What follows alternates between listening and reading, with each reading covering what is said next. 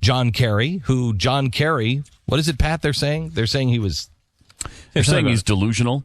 Delusional. Yeah. His Middle Eastern policy, they're calling delusional. And that's from the left. That's not, Fox News. That's from the left and Palestinians. Delusional, insanity, and doomed is what they're calling it. And here's why. This is from Bloomberg, Jeffrey Goldberg.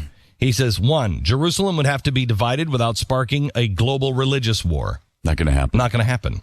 2, Jewish settlers in Hebron will have to leave since the Palestinian Authority says it doesn't want any Jews in any future Palestine. Not going to happen. Not going to happen. And does that sound like something you should compromise on? No.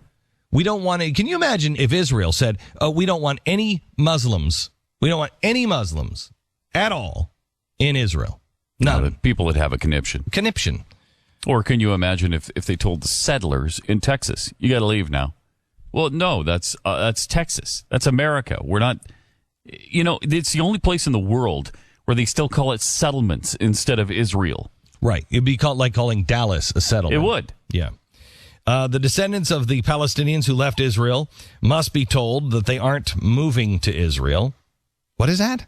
The descendants of Palestinians who left Israel during the 48 war must be told that they aren't moving to Israel.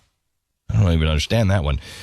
Between 50,000 and 80,000 Israelis who live in far-flung settlements in Judea. Judea, that sounds like the root of... What word would Judea be the root of? Judea. Can't think of it anyway. But Judea. It was that song, Judea, right? It is. Yeah. Judea and Samaria must be moved out of their homes. Palestinian Authority President Mahmoud Abbas and Israeli Prime Minister Benjamin Netanyahu must be persuaded to trust each other. That's not a problem. Yeah. Hamas, which runs Gaza, must either dissolve itself or be dissolved by force, or changed its ideology in such a way to conform to the Palestinian Authority's vision of compromise. Yeah, Hamas doesn't seem that into it anyway. I think they'll dissolve. That's going to happen because they'll lie. We're conforming.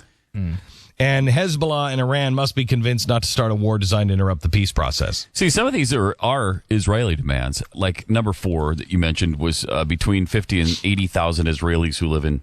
No, not that one. It's the one before. Number 3, the descendants of Palestinians who left Israel. Oh, must be not told. Must be told they're not moving back to Israel. Okay, that's an Israeli thing, and that's not going to happen. No. It's just not going to happen. Neither side is willing to do any of these things. Right, but that's our peace process. That's what's going to happen. Mm-hmm.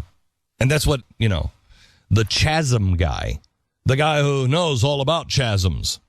There's a chasm between me and sanity. It's a chasm. John Kerry is going to get this one done. Mm-hmm.